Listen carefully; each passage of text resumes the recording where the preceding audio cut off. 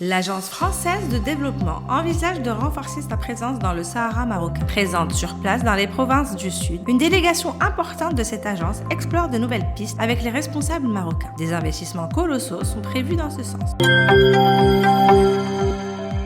Les produits d'artisanat marocain enregistrent une croissance des exportations de 14% au cours des 3 premiers mois de 2025. La poterie et la pierre occupent la première place, suivie par les vêtements traditionnels puis par le tapis. Le marché américain est le premier importateur de produits d'artisanat marocain avec une part de 41%. Les plus grandes manœuvres militaires en Afrique viennent de démarrer au Maroc. Les forces armées royales et l'armée américaine ont inauguré l'édition 2025 de l'African Lion avec la participation de plus de 30 pays d'Afrique, d'Europe, d'Amérique latine et du Moyen-Orient.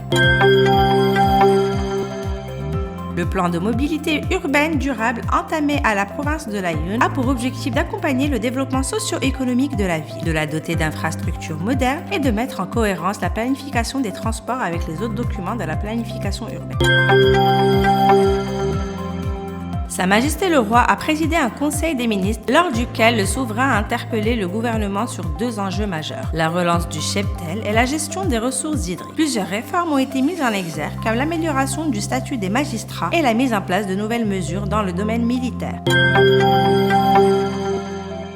L'opérateur français Orange et l'émirati Etisalat cherchent à se positionner sur le marché marocain à la veille du Big Bang de la 5G. Une concurrence d'envergure continentale qui s'étend du Maroc jusqu'en Égypte, où les 2 protagonistes redéfinissent la carte des télécommunications au niveau du continent africain.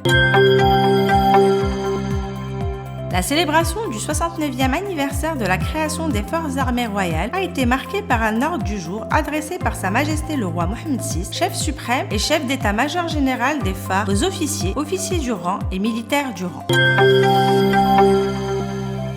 L'OCP poursuit sa dynamique d'innovation. La filière OCP Maintenance Solutions vient de lancer un centre d'expertise dédié aux turbomachines. À travers ce projet, l'ambition est de faire de la maintenance un véritable levier de performance industrielle, durable et autonome.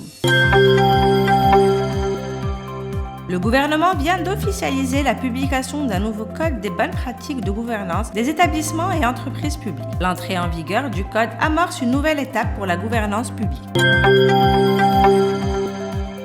L'ANEF mobilise un budget de 160 millions de dirhams pour renforcer la prévention des feux de forêt cet été. En 2024, 382 incendies ont été déclarés, sachant que la région de Fès-Meknès a enregistré la plus grande superficie brûlée. Ne manquez aucun détail. Retrouvez l'intégralité de nos articles sur www.aujourd'hui.ma et sur toutes nos plateformes.